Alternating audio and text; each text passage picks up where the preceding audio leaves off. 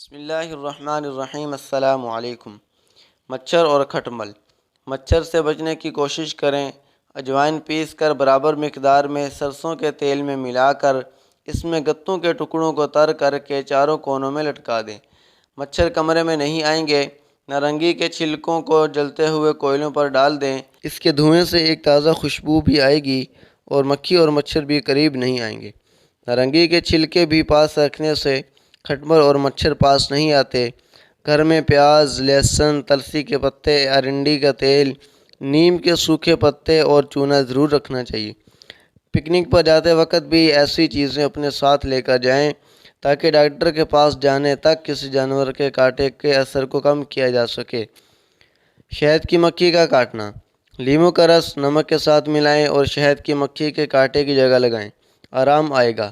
اگر شہد کی مکھی یا تتیا کے چھتے کو چھیڑا ہے تو مٹی کے تیل کا اسپرے کریں اور آگ جلائیں تاکہ وہ حملہ آور نہ ہو۔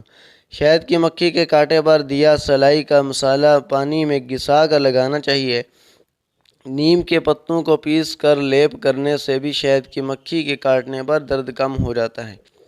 زہریلی مکھی۔ شہد کی مکھی یا بھیڑ کے ڈنگ پر پانی ڈال کر نمک رگڑیں، اس سے جلن اور درد کم ہوگا اور سوجن بھی نہیں آئے گی۔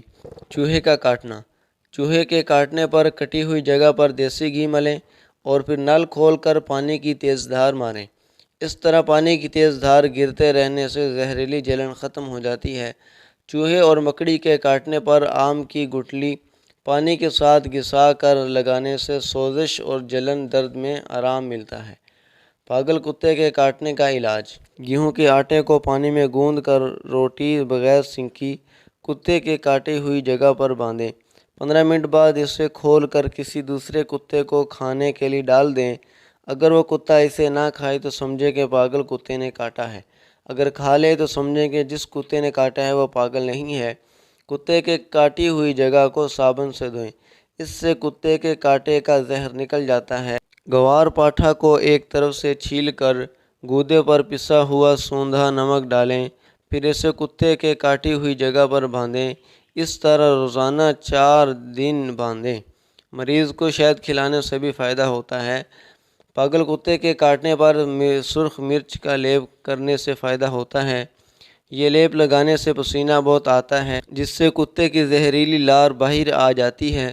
نوٹ: یاد رہے کہ پاگل کتے کے کاٹنے پر انسان بھی پاگل ہو جاتا ہے، اس لیے فوری طور پر مریض کو بڑے ہسپتال میں لے جانا چاہیے۔ سانپ کا کاٹنا۔ اگر کسی کو سانپ کاٹ جائے تو فوری طور پر اس جگہ کو صابن سے دھونا چاہیے جہاں سانپ کے کاٹنے کا نشان ہو۔ لمبی گھاس پر چمڑے کے مضبوط بوٹ پہنے بغیر ہرگز نہ چلیں۔ کسی جھاڑ، جھیل یا کیچڑ میں یا ایسی جگہ اپنا ہاتھ یا پاؤں نہ ڈالیں جہاں آپ کا ہاتھ یا پاؤں نظر نہ آئے۔ جس گھر میں لہسن کا گانٹھ رکھی رہتی ہو وہاں سانپ نہیں آتا۔ سانپ کے کاٹنے پر مریض کو پانی میں پھٹکڑی ملا کر دینی چاہیے۔ کیلے کے تنے کا رس پلانے سے سانپ کا زہر ختم ہو جاتا ہے۔ بچھو کا کاٹنا۔ بچھو کے کاٹنے پر انار کے پتوں کو پیس کر لگانے سے فائدہ ہوتا ہے۔ بچھو کے کاٹنے پر ہومیوپیتھک دوا سے ٹنکچر لگانا چاہیے۔ بچھو کے کاٹنے پر گیلی مٹی کی پٹی باندھنی چاہیے۔ بچھو کے کاٹنے پر پیاز کے ٹکڑوں پر نمک ڈال کر کھلانا بھی مفید ہے۔ گڑ بھی کھلا سکتے ہیں۔ لہسن کا رس لگانے سے بھی زہریلے کیڑے کا زہر ختم ہو جاتا ہے۔ تو اگر یہ ہماری ویڈیو آپ کو پسند آئی ہے تو ہمارے چینل کو سبسکرائب کر دیں اور بیل آئیکن کو بھی پریس کر دیں تاکہ ہر نئی ویڈیو کی نوٹیفیکیشن آپ تک بر وقت پہنچتی رہے۔ اگلی ویڈیو تک دیں اجازت۔ اللہ